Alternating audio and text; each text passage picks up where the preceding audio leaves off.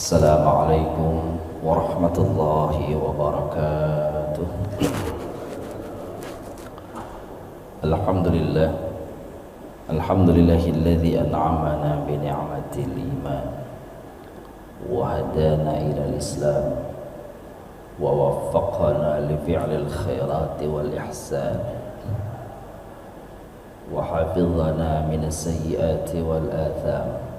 Asyhadu an la ilaha illallah wahdahu la syarika lah ilahuna wa ilahu jamil alam wa asyhadu anna nabiyyana Muhammadan abduhu wa rasuluh habibuhu wa safiyuhu khairul anam.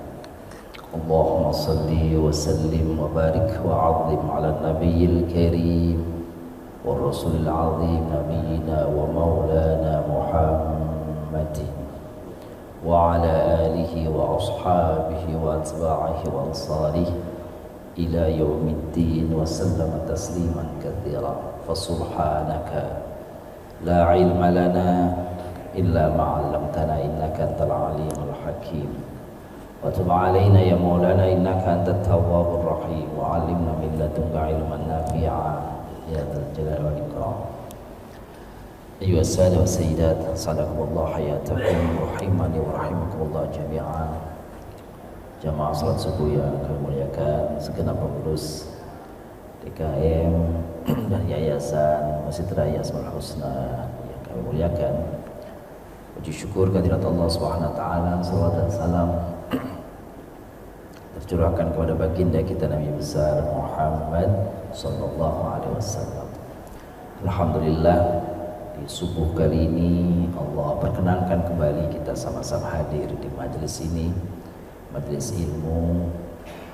Insyaallah dengan i'tikaf di pagi hari ini kita sama-sama memperoleh mengkaji tentang bagian daripada min hayati Rasulullah sallallahu alaihi wasallam, bagian daripada kehidupan baginda kita Nabi besar Muhammad sallallahu alaihi wasallam, dan duduk kita serta langkah kita dari tempat kita masing-masing sampai kembalinya kita nanti ke tempat masing-masing.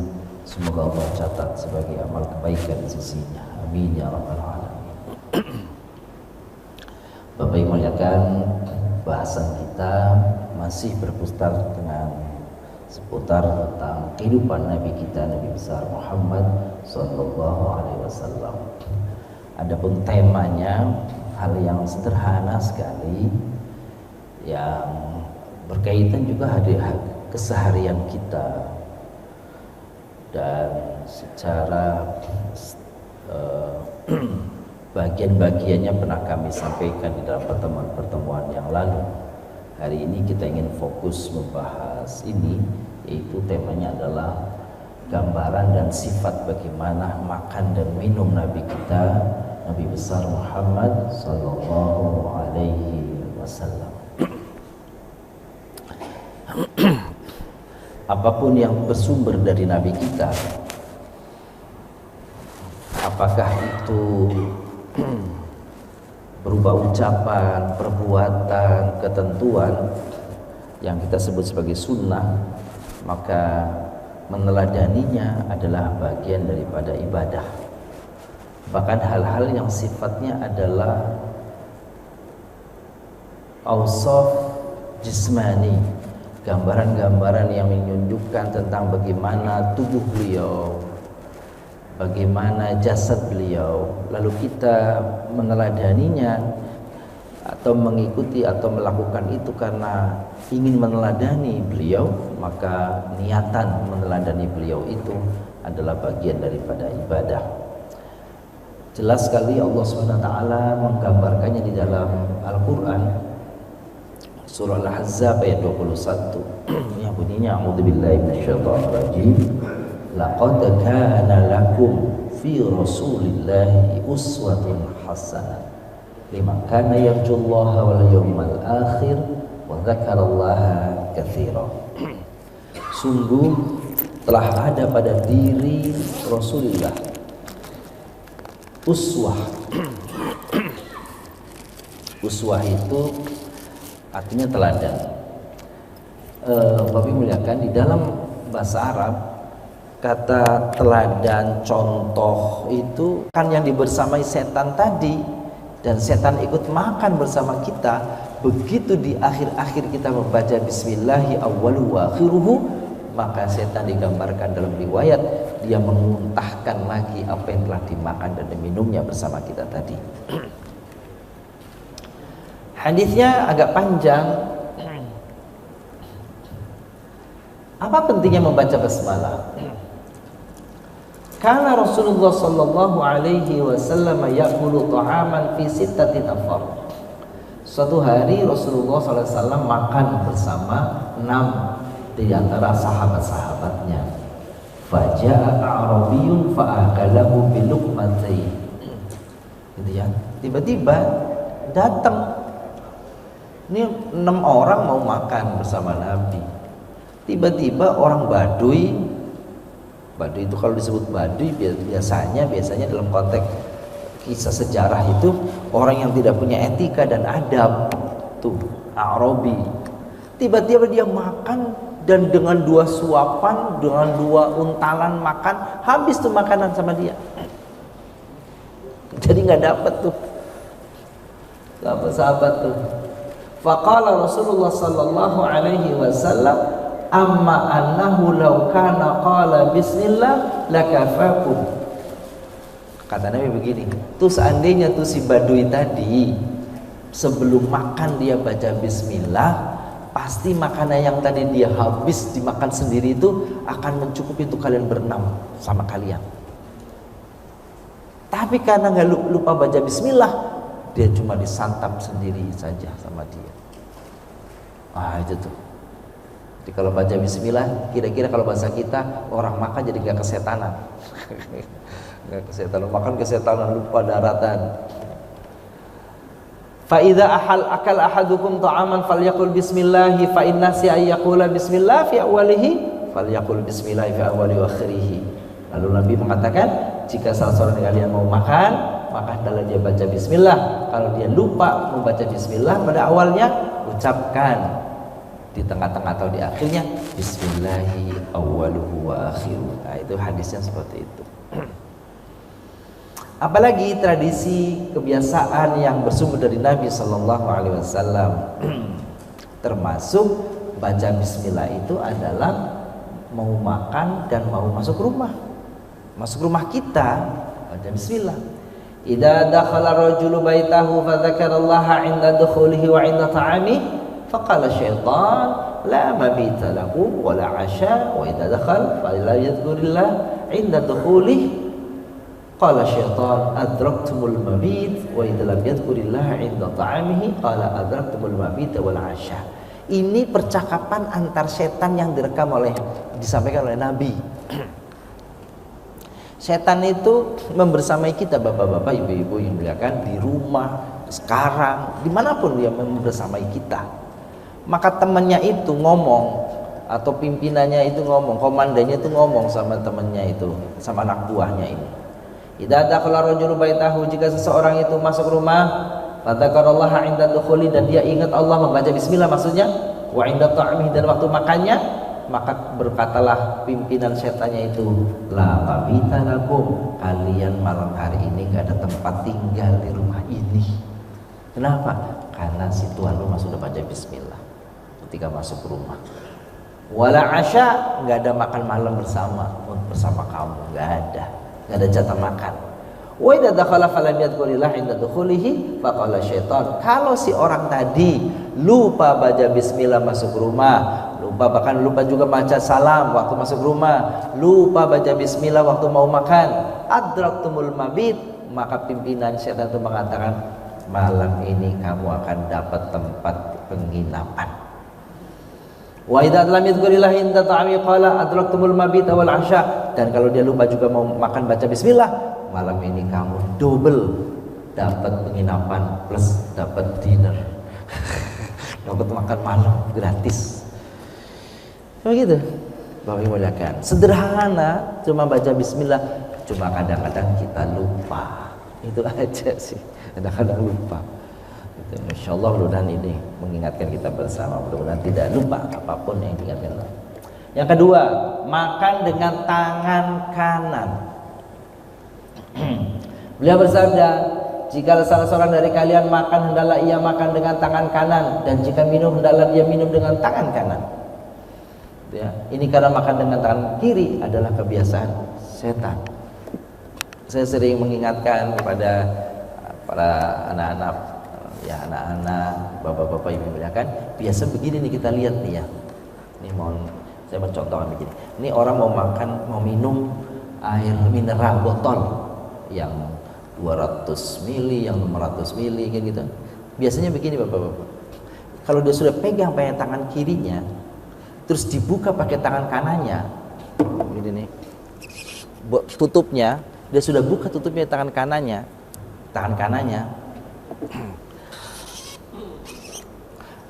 maka yang minum pakai tangan kirinya, gitu loh katanya. Sering begitu ya. Ah itu tuh. Maka besok mulai dirubah nih kalau bisa. Atau setelah tangan kiri begini nih, pindah ke tangan kanan, gini. Gitu. Itu contoh gitu ya. Jadi apa namanya, seperti itu. Karena kebiasaan kita itu membuka pakai tangan kanan, maka tangan kirinya langsung nenggak. Ini tangan kiri. Dibalik besok pakai tangan kiri yang buka, sehingga tangan kanan yang masuk ke dalam mulut. Itu hal yang sederhana, gitu ya. Jadi kalau itu membiasakan itu dan dibiasakan itu, maka itu menjadi terbiasa. Dan dalam bahasa Arab, pembiasaan yang menjadi kebiasaan, menjadi sikap, itulah di dalam bahasa Arab hakikat makna khuluq, yang jamaknya namanya akhlak. Akhlak itu adalah sesuatu yang dilakukan oleh seseorang tanpa pikir panjang lagi karena hasil dari pembiasaan. Itu akhlak. Itu definisi akhlak begitu. Makan dari bagian terdekat. Kalau kita makan biasanya di di piring atau di tepsi itu bersama-sama makan tuh. Biasa kalau makan kebuli ya.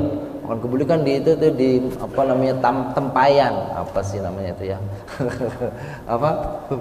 Nampan yang besar itu tuh. Tepsi. Maka kalau kita makan bertiga berempat, masing-masing memakan dari arah yang paling dekat dengan kita, gitu. Begitu juga makan piring kita sendiri, makan paling dekat dengan kita, terus begitu, sampai begitu diatur oleh Nabi Shallallahu Alaihi Wasallam. Masya Allah. Wahai anak-anak muda, kenapa anak muda? Berarti biasanya mungkin anak muda nggak sabar kalau makan kan gitu ya. Wahai anak muda, sebutlah nama Allah, makanlah dengan tangan kananmu dan makanlah dari bagian dekat denganmu.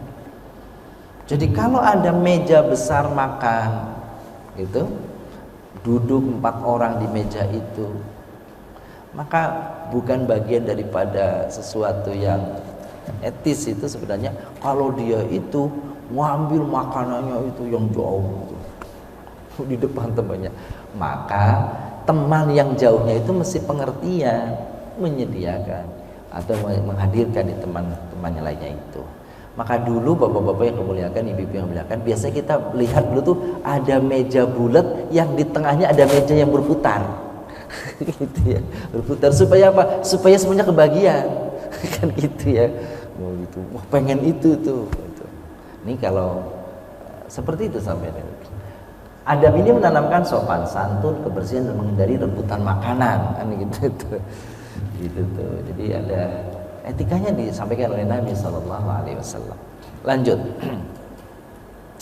Apa yang sering kita temukan kadang-kadang pada ibu-ibu yang mau menyuapin anaknya, yang masih bayi, yang masih kecil. Yang terjadi bapak-bapak, ibu-ibu memuliakan, mungkin juga pernah dilakukan dulu ya.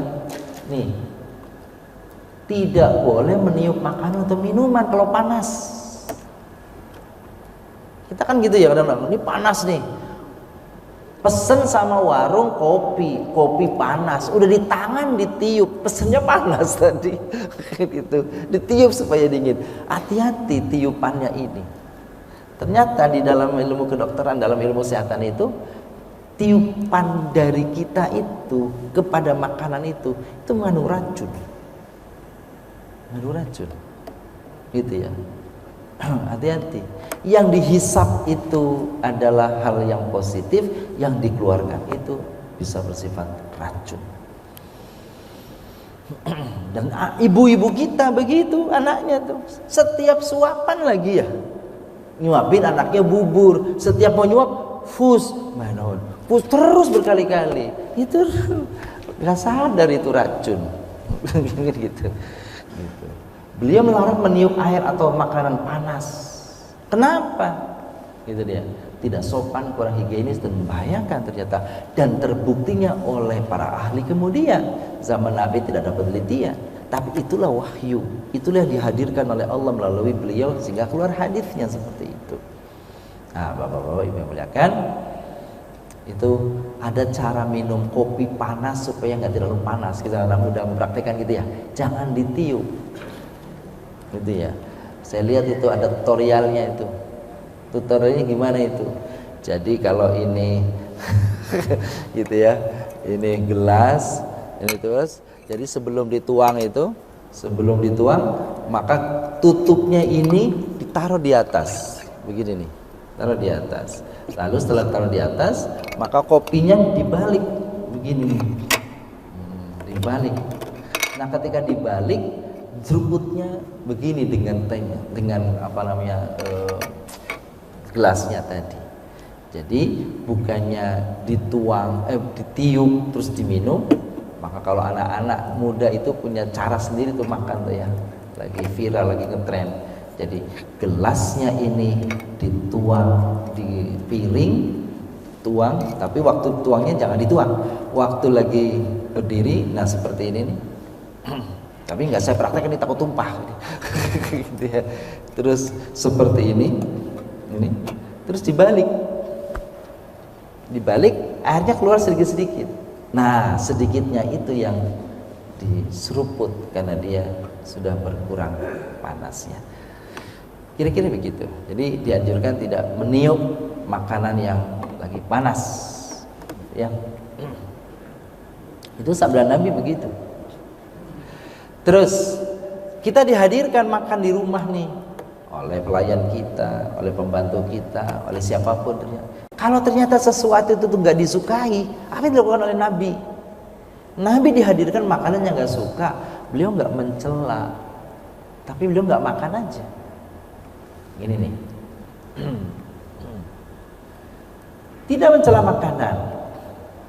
Beliau tidak pernah mencela makanan. Jika beliau suka, beliau makan. Jika tidak suka, beliau tinggalkan tanpa mencela. Hanya mengatakan, saya tidak suka makan ini. Ini saja, saya nggak suka makan ini. Contoh, beliau tidak suka daging biawak padang pasir, tetapi tidak berkata buruk tentangnya. Gitu ya. Jadi ini bapak-bapak ibu kan hal yang remeh kadang-kadang gitu ya. Ternyata Masaru Emoto, bapak-bapak pernah baca ya, Masaru Emoto itu seorang warga Jepang non Muslim, menulis tentang tulisan penelitian beliau yang judulnya The Power of Water. The Power of Water. Kata Masaru Emoto ini dalam satu penelitian itu, air yang akan kita minum ini, air apapun itu, kalau dibaca-bacakan sesuatu yang baik, misalkan aku senang dengan kamu, aku bahagia meminummu, itu ternyata bapak-bapak yang muliakan, kata Masaru Emoto, itu diambil air yang dikata-katakan dengan kata-kata baik tadi, diambil diteliti dalam penelitian dalam lab itu, ternyata air itu tampak di dalam layar labnya itu menjadi membentuk kristal-kristal indah. Tapi begitu air ini dikata-katakan sesuatu yang buruk, aku benci, ini apaan nih air, ini racun dan sebagainya, seperti itu kira-kira nih. Begitu diteliti, kata-kata yang tadi diucapkan sebelum dia minum di air itu, diambil sampel airnya, dimasukkan ke dalam lab, apa yang terjadi? Ternyata tidak membentuk kristal, tapi membentuk pecahan-pecahan. Itu penelitian oleh orang non-muslim. Maka dengan membaca basmalah tentu jauh lebih bagus daripada cuma kata-kata baik, kata-kata indah. Maka kalau kata-kata kalau makanan itu buruk, apalagi kita mau memakannya, sebaiknya jangan dikata-katain dengan kata-kata yang buruk. Apaan ini makanan, kagak berkualitas banget, nah gitu ngomong, tapi dimakan juga. Kan gitu. Apaan ini sayuran kagak jelas begini, habis juga satu mangkok. Kan gitu tuh. Nah ini, jadi kalimat-kalimat tadi yang dihadirkan ke makanan, ke minuman yang akan kita makan dan kita minum, itu tidak berefek positif ke dalam tubuh kita. Maka makan dan minum itu bagian daripada ibadah. Ketika memulainya dengan basmalah, dia akan berefek positif terhadap orang yang memakan dan meminumnya. Keenam, tidak berlebihan saat makan. Rasulullah SAW bersabda, tidak ada bencana yang lebih buruk diisi oleh manusia selain daripada perutnya. Tidak ada bencana tempat yang lebih buruk yang diisi manusia kecuali perutnya. Riwayat Tirmidzi. Beliau mengajarkan sebagian begini, perut kita dibagi tiga. Perut kita dibagi tiga bagian, tiga fungsi, tiga tempat. Tempat sepertiga tempat untuk makan, sepertiga tempat untuk minum, sepertiga tempat untuk udara. Jadi kalau makanan terlalu banyak, maka nafas kita akan terengah-engah. Minum kita terlalu banyak, akan mengambil porsi untuk nafas kita. Maka makan dan minum yang wajar, supaya tiga unsur tadi, ada porsi perut kita untuk makan, ada porsi kita untuk perut kita untuk minum, ada porsi perut kita untuk bernafas. Subhanallah, Rasulullah mengajarkan begitu indah sekali, jauh sebelum ahli-ahli medis berbicara tentang hal ini. Maka jangan sederhana dan tidak mewah.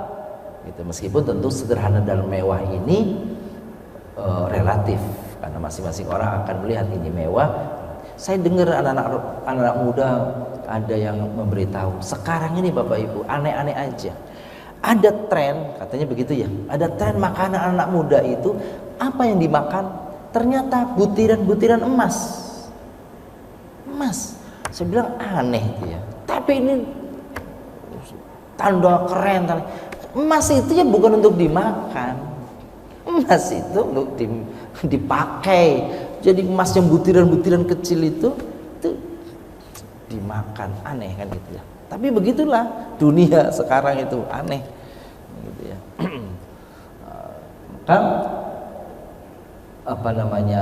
Rasul mengajarkan supaya makan dan minum itu jangan yang mewah, yang sesuai yang dibutuhkan oleh tubuh kita. Beliau sering makan kurma, roti kasar, cuka, air putih, sayur. Pernah kalau nggak salah kita bahas dulu, buah di antara buah yang disenangi Rasul itu ternyata semangka. Beliau suka semangka. Apalagi kalau makanan yang lainnya itu, dan sesekali daging. Beliau memperingatkan, jauhilah berlebih-lebihan. Dalam Al-Quran, wala tusrifu, jangan berlebihan. Apalagi Bapak Ibu sekalian, kita skip aja karena ini banyak. Kalau lagi makan dianjurkan tidak bersandar. Tidak bersandar waktu makan. Itu tuh ya. Itu ya. Waktu makan sandar. Jadi nyandar makan gitu tuh. Ya, dianjurkan enggak begitu. Saya kira juga ada pengaruhnya karena gitu ya. Pada pencernaan kita nih. Bisa di samping kalau orang makan sambil bersandar itu bisa dianggap ini bagian daripada sikap sombong. Rasulullah SAW bersabda, aku tidak makan sambil bersandar. Rawahul Bukhari. Maknanya menunjukkan tawadhu beliau, menjaga kesehatan pencernaan kita. Gitu. Apalagi makan sambil rebahan. Kecuali lagi sakit, nah itu mah beda. Gitu. Orang lagi sakit mah beda. Gitu ya. Dan tidak bermewah-mewahan. Oke. Kalau lagi minum bagaimana, tadi kita lanjutkan tentang minum tadi ya. Bapak Ibu yang muliakan, minum sebaiknya 3 kali ambil dan 3 kali 3 kali tegukan dan 3 kali nafas. Tapi lihat dulu dong gelasnya atau tempatnya. Kalau gelasnya sekarang anak kaya, anak muda bawa tumbler yang 1 liter kan nggak mungkin kan gitu. Maksudnya 3 kali itu jangan sekali, bisa lebih dari 3 kali, tapi baiknya ganjil gitu tuh. Saat minum beliau itu tidak sekaligus, tetapi 3 kali tegukan. 1 kali tegukan, ambil nafas. 1 kali tegukan, ambil nafas. 1 kali tegukan, ambil nafas. Itu yang beliau contohkan, terutama nih bapak-bapak, ibu-ibu yang nanti akan minum, kalau lagi di umroh atau lagi haji, minum air zam-zam. Kata Nabi, ambil zam-zam, minumlah yang kenyang 3 kali tegukan. Sekali minum tegukan, 3 kali tegukan, gitu ya. Tidak bernafas di dalam bejana. Sudah di mulut kayak tadi sebenarnya nih, di mulut sebelum ini dilepas dulu minum. Jangan 3 kali tegukan tapi nafasnya di gelas kita. Nah, kayak itu dihindarkan. Sebaiknya dihindari yang begitu. Hadisnya beliau biasa minum dalam 3 kali nafas. Ini namanya hadis fi'li. Sahabat menggambarkan bagaimana Nabi melakukan perbuatan dalam hal ini, minum. Terus tidak minum berdiri, Bapak Ibu, kecuali dalam keadaan tertentu. Ya, Nabi pernah minum berdiri pada saat minum air zam-zam, gitu ya. Jadi pada prinsipnya minum itu duduk, dan pernah saya dengar tubuh kita itu ada katup udara di dalamnya, ada katup udara di dalamnya. Kalau kita duduk, katupnya terbuka. Kalau kita berdiri, katupnya tertutup. Jangan sampai kita minum sambil berdiri atau makan sambil berdiri, pas lagi itu terjadi lalu kita berdahak. Dahak. Apa namanya itu? Maka itu bisa berbahaya. Mayoritas minum beliau dilakukan sambil duduk. Ada hadis yang menunjukkan beliau pernah minum berdiri ketika keadaan tertentu, misalnya saat minum air zam-zam. Tetapi kebiasaan yang dianjurkan adalah minum sambil duduk, ya. Tapi kalau suatu saat itu memang keadaannya menuntut, nggak ada. Coba sekarang bapak-bapak bilang, kita diundang resepsi, orangnya 200, mejanya, kursinya 50. Lah gimana mau duduk, orang nggak muat. Ini kan karena apa nih? Karena terpaksa. Masa mau jongkok? Kan gitu ya. Jadi itu yang terjadi. Ya ini namanya karena bukan satu kebiasaan, karena ada keterpaksaan atau darurat aja. Jadi begitu. Menjilati jari setelah makan, ini boleh jadi bagi orang lain bilang, ih, jijik dan sebagainya. Itu yang tadi uswah itu di sini. Nabi begitu. Rasulullah SAW memerintahkan menjilati jari-jari setelah makan, menghabiskan sisa makanan. Jadi jari kita ini kalau selesai makan jangan dibasuh, jangan diusap dengan tisu. Makan oleh mulut kita sendiri sampai bersih. Kenapa? Orang bilang, mohon maaf, wah ini kan jorok. Itu dia tadi. Nanti kita ada hadisnya. Karena keberkahan bisa ada pada bagian terakhir yang kita makan. Kata Rasul begitu tuh. Boleh jadi keberkahan makananmu yang kau makan itu adanya pada bagian yang terakhir yang dimakan. Betapa banyak orang makan tetapi tidak menjadikan makanan itu menguatkannya, tapi ternyata mencelakakannya, membuat penyakit dan sebagainya. Mengakhiri dengan hamdalah tentu saja, mengakhiri dan hamdalah. Oke. Ini Bapak Ibu kalau mau baca doanya begini, bukan hamdalah saja kalau panjangnya, Alhamdulillahilladzi kasani hadza warzaqanihi min ghairi haulin minni wala quwwatin. Sebenarnya ini kalau ini perpakaian ya, berpakaian. Segala puji bagi Allah yang telah memberi aku pakaian ini dan memberikan aku rizki. Ini rizki. Rizki itu apa saja berarti? Min ghairi haulin minni wala quwwatin. Tanpa harus bersusah payah. Utamanya dia beri dosa-dosa setelah yang dosa yang lalu. Ya alhamdulillah saja segini. Boleh baca alhamdulillah saja. Alhamdulillah at'amana wa saqana, boleh juga itu. Ja'alana minal mu'minin atau minal jannah salihin. Membagi makanan dan tidak makan sendirian. Kalau lagi ada orang lain, berbagi makanan. Ya, Rasulullah SAW bersabda, makanan untuk satu orang cukup untuk 2 orang, makanan untuk 2 orang cukup untuk 3 orang. Tuh, asal mau berbagi. Beliau mengajarkan berbagi makanan, makan bersama, tidak egois, gitu. Kenapa? Karena makan bersama membawa keberkahan. Katanya makanan sedikit kalau bersama-sama jadi rasa kenyang. Kadang-kadang kebalik, karena makan banyak, karena makan rame-rame jadi banyak, nggak boleh berhenti makan.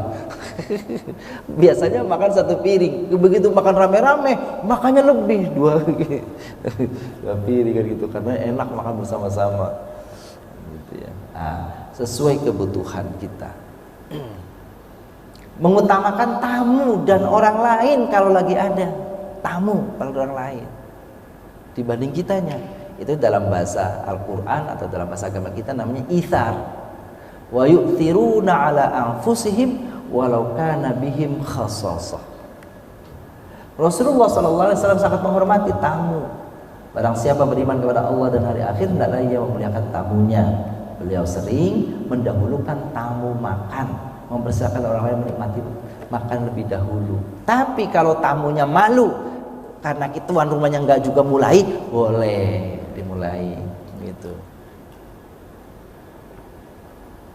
Maka dianjurkan tuan rumahnya yang sudah memulai tadi, terus tamunya ngikutin, tuan rumahnya jangan cepat-cepat selesai makannya. Supaya tamunya mau nambah nggak jadi, tuan rumahnya udah berhenti. Jadi tuan rumahnya sedikit-sedikit. Makanya kenapa? Supaya tamunya nyaman makannya, malah jadi temenin terus. Gitu ya. Memberikan bagian terbaik kepada tamu. Ada hadis Nabi begini, Bapak yang muliakan. Tamu itu datang membawa rizki atau membawa rahmat. Pulang tamu itu membawa dosa-dosa tuan rumahnya. Tuh, dosa-dosa kecil tuan rumahnya. Maka hadirkan, hidangkan, sajikan semampu yang bisa kita sajikan menurut kita yang terbaik untuk tamu kita. Kenapa? Tadi tuh tamu datang membawa berkah bagi kita, pulang membawa dosa-dosa kita, dosa-dosa kecil kita. Itu asalkan tamunya nyaman di tempat kita, senang, bahagia di tempat kita. Tidak sombong dengan makanan. Beliau menolak sikap bangga atau sombong terhadap makanan-makanan mewah. Tapi tradisi anak-anak muda kita, mau makan aja nggak jadi dimakan. Dia apa? Di share dulu, di foto dulu, di share dulu. Gitu. Jadi ini makan di tempat ini dengan makanan ini, gitu. Dan seterusnya. Makanan hanyalah nikmat, bukan ajang pamer. Ya. Beliau bersabda, sesungguhnya Allah tidak menyukai orang-orang yang makan dengan berlebihan dan bermegah-megahan. Gitu. Yang ke-16, menjaga kebersihan sebelum dan sesudah makan. Rasulullah SAW mencuci tangan sebelum makan, mencuci tangan setelah makan, dan menjaga kebersihan mulut beliau. Terus selanjutnya apa lagi kalau lagi makan? Makan tidak tergesa-gesa. Beliau makan dengan tenang, tidak terburu-buru. Hikmahnya apa?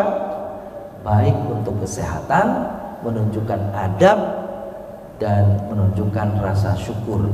bertambah banyak, harusnya nih ya, bertambah banyak kunyahan yang ada di dalam mulut kita akan meringankan usus kita untuk mengunyahnya ya, atau memprosesnya. Tidak berbicara kotor ketika makan. Sebenarnya bukan larangan bicaranya, tapi tidak berbicara kotor, tidak berdebat ketika makan. Ya, Rasulullah SAW menjaga lisan saat makan, tidak berbicara yang sia-sia, tidak membicarakan hal yang menjijikkan, tidak berdebat. Majelis makan, karena majelis makan adalah majelis syukur. Dipahami, ya, bersyukur bukan untuk apa? Bukan untuk berdebat. Kalau kita memahami, namanya ada dalam kaidah usul fikih itu namanya adalah mafhum mukhalafah. Ada pemahaman terbaliknya, vice versa. Ada pemahaman sebaliknya. Kalau Rasulullah tidak berbicara yang sia-sia, berarti seandainya dibutuhkan boleh berbicara, tetapi hal-hal yang baik. Kira-kira gitu. Tidak membicarakan hal yang menjijikkan. Ya, nah gitu tuh. Jadi hati-hati ketika kita sedang makan dalam pembicaraan kita. Terus, kalau makan jangan berlebihan, menghindari makan berlebihan hingga menyebabkan ngantuk atau lemas. Beliau memperingatkan bahwa perut penuh membuat malas beribadah, lemah dalam bekerja, pusing dan ngantuk. Ya. Lalu sahabat menggambarkan bahwa perut Rasulullah SAW itu jarang sekali kenyang dan penuh. Biasa kalau kita makan, efeknya jadinya ngantuk. Kan gitu ya. Makan berlebihan jadinya ngantuk. Apalagi Bapak Ibu muliakan, ini poin-poin saja nih. Penting waktu lagi makan, menjaga niat saat makan. Niat beliau saat makan ya, bukan untuk sekedar kenyang. Kalau beliau makan itu bukan sekedar kenyang, tetapi agar kuat beribadah, agar badan sehat, agar bisa bersyukur, agar makanan menjadi energi yang baik. Gitu? Ini menjadikan makanan yang seperti ini, menjadikan makanan itu bagian daripada ibadah, dan inilah yang benar. Baik. Terus bagi yang 21, tentu bagi seorang muslim mau tidak mau apa? Menjaga makanan yang halal, lagi thayyib, lagi baik. Wa kulu mimma fil ardi halalan thayyiba. Makan yang ada di muka bumi itu yang halal dan yang thayyib.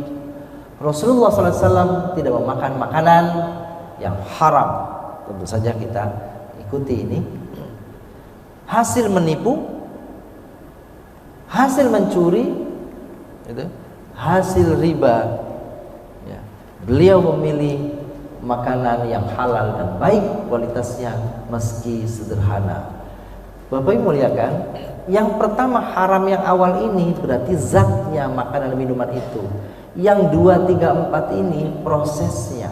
Mungkin makanan minumannya halal tapi prosesnya yang salah.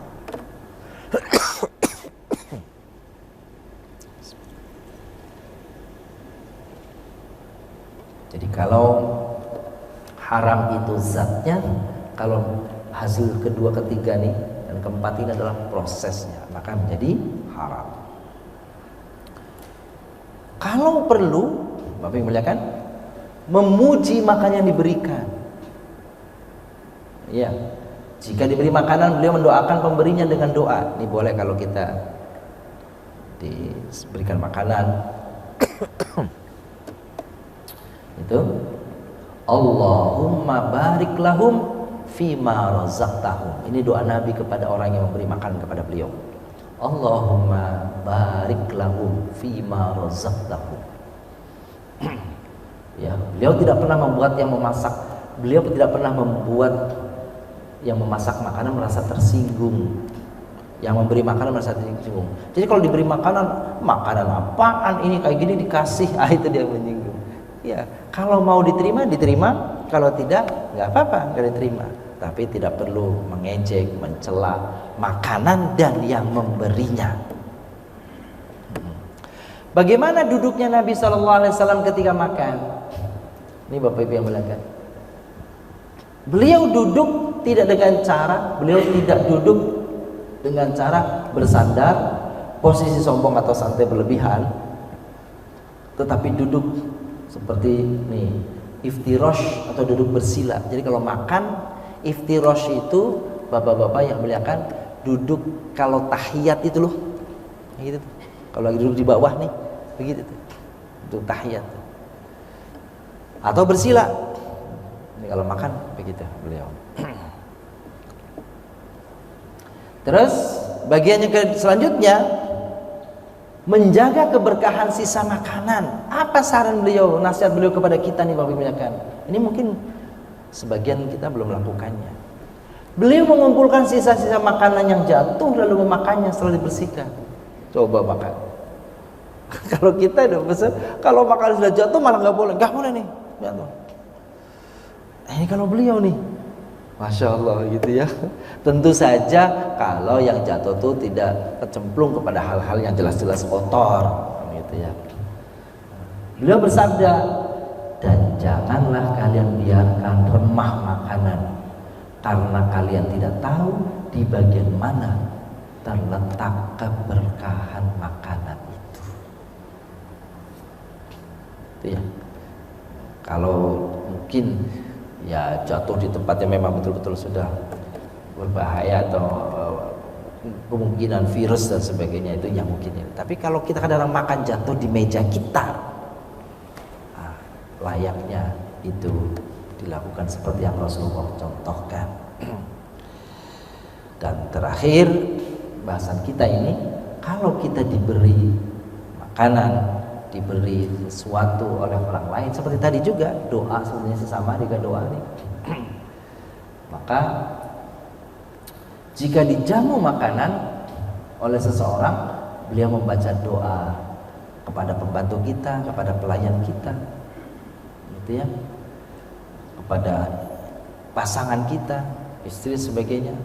Selain alhamdulillahilladzi at'amana wa saqana wa ja'alana minas salihin atau ja'alana minal mu'minin, maka doanya Allahumma at'im man at'amani wa asqi man asqani. Ya Allah, berikanlah makanan siapa saja yang telah memberi makanan kepadaku, dan berilah minuman kepada orang yang telah memberi minuman kepadaku. Ini doa disajikan kepada siapa saja yang melayani kita yang makan. Dan itulah adab, itulah akhlak mulia dalam hal makan. Ini 25 hal-hal Bapak muliakan yang sekiranya ini mengingatkan kita semuanya, hal-hal yang kebiasaan kita hari-hari. Mudah-mudahan dengan ini ada hal-hal yang mungkin meyakinkan kita kembali, tambah mantap kita ini, atau sesuatu yang baru yang mungkin akan kita lakukan di masa yang akan datang sebagai hasil daripada kajian kita pagi hari ini. Untuk sementara kami cukupkan. Alhamdulillahirabbil alamin. Apakah ada yang barangkali ingin ditanyakan dari apa yang kami sampaikan dari kajian kali ini? Dipersilakan jika ada. Silakan.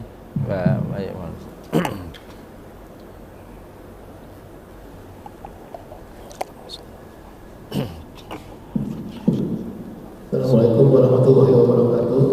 Waalaikumsalam warahmatullahi Mengenai makan Ustaz, itu ada satu majelis makan itu satu nampan rame-rame Ustaz, kelilingin. Itu apakah sunnah atau lebih afdal Ustaz daripada makan masing-masing? Baik. Ada ungkapan begini, entah karena memang sahabat dahulu melakukannya atau semacam ini berlaku umum. Apa dibilang tuh? Al-barakatu ma'al jamaah. Keberkahan itu terletak pada kebersamaan. Nah itu dia tuh, al-barakatu ma'al jamaah. Saya kira itu pilihan saja. Kalau memang suatu saat kita dihidangkan, disajikan sesuatu yang itu beramai-ramai, umumnya kalau kita di sini biasanya bapak-bapak itu kalau makan makanan apa tuh disajikan nasi kebuli biasanya rame-rame, ya begitu, nggak apa-apa saya kira gitu. Tapi kalau memang mau sendiri juga sendiri, tapi bukan merupakan satu kesemestian. Cuma ada ungkapan begitu, al-barakatu ma'al jamaah, keberkahan itu ada letaknya pada kebersamaan. Saya kira itu Pak Janis, terima kasih. Ada lagi yang lain, Akhriki? Oh, nanti sebelum ibu-ibu, bapak-bapak dulu, tidak ada lagi. Silakan. Assalamualaikum. Waalaikumsalam warahmatullahi wabarakatuh. Makanan itu bisa dimakan dengan sendok atau dengan jari. Lebih baik pilih yang mana? Jari atau pakai sendok? Terima kasih. Makasih. Mana lebih baik makan dengan jari atau dengan sendok? Ya, kalau kita jawaban saya lihat situasi dan kondisinya. Bapak makan di acara acara formal, gitu ya. Semuanya disidangkan ada sendok, ada garpu. Semuanya lagi makan formal. Bapak pakai tangan. Itu pertama tentu bukan pada tempatnya. Kedua, lihat objek yang dimakan. Makan sayur asem pakai tangan agak naik-naik gitunya ya, gitu. Jadi secara umum Nabi menganjurkan makan pakai jari. Kenapa Nabi jarinya 3 kalau makan, bapak-bapak muliakan? Ini berbeda dengan kita. Nabi makannya roti. Nabi makannya tuh roti dari gandum, gitu kan? Jadi kalau roti dari gandum, kenapa begini nih? Supaya jangan terlalu banyak ngambilnya. Kalau kita makan pakai nasi, kalau 3 begini bisa juga sih, bisa juga begini sih, gitu. Cuma takutnya nggak nyampe ke mulut, gitu. Kalau sudah dimasukin sayuran, apalagi kan gitu. Lihat situasi, kan gitu ya. Tapi saya lihat bapak-bapak yang muliakan, ini mohon maaf, dibandingkan orang Arab kalau makan nasi kebuli sama kita, lebih santunan kita kalau makan begini. Kalau kita ya, orang Arab kalau makan begini nih, kaplak, aduh bilang itu makan kagak nikmat banget ngelihatnya. Kalau begini kan cedokannya masih pasti banyak. Kalau kita masih begini nih, mereka kalau makan begini, centongan pakainya, gitu. Nah, tapi Nabi menganjurkan, Nabi mengajarkan, Nabi pakai jari. Dan yang kita dengar informasinya, ternyata jari-jari kita itu ada mengandung zat asam yang sangat berfaedah. Kalau bersih, tentu saja bersih, ini zat asamnya ini akan membantu pencernaan usus kita di dalam prosesnya. Jadi saya kira bagus kalau memang kondisinya memungkinkan, pakai tangan. Setelah tangan kita bersihkan pada objek yang tepat. Makan bubur kacang pakai jari tentu susah, bisa lama sekali kan gitu. Saya kira lihat kondisi dan situasinya, gitu Bapak. Intinya bagus kalau memungkinkan pakai tangan. Ada ibu-ibu Satriki yang akan bertanya, silakan. Ada Bun? Cukup? Oh, ada. Kalau masih ada, cukup. Baik, kalau cukup. Bapak punya demikian kajian kita yang benar, yang baik, tentu saja sumbernya dari Allah Subhanahu wa taala, sedangkan yang kurang, yang keliru karena kelemahan al-faqir. Mudah-mudahan Allah berkahi pertemuan kita, Allah jadikan ilmu yang kita dapatkan ilmu yang bermanfaat bagi kehidupan kita, dan insya Allah keteladanan dari Nabi kita Nabi Muhammad SAW kita bisa ikutin, dan semoga itu menjadi jalan kebaikan dan jalan ibadah kita kepada Allah Subhanahu wa taala. Astaghfirullahaladzim, astaghfirullahaladzim, kulli dzambin azim. Allahumma shalli wa sallim wa barik ala sayyidina Muhammad wa ala alihi washabbihi ajma'in walhamdulillahirabbil alamin. Allahumma ighfir lana dhunubana wa kaffir 'anna sayyi'atina tawaffana bil abrar. Allahumma ij'alna min ummati nabiyyina Muhammadin al-mashfu'in yawmal qiyamah bi rahmatika wa judika ya arhamar rahimin. Rabbana atina fid dunya hasanah wa fil akhirati hasanah wa qina adzabannar. Sallallahu ala nabiyyina Muhammad wa ala alihi washabbihi wasallam. Walhamdulillahi rabbil alamin. Maaf, billahi hidayah wa taufiq wal 'afwu. Assalamualaikum warahmatullahi wabarakatuh. wabarakatuh.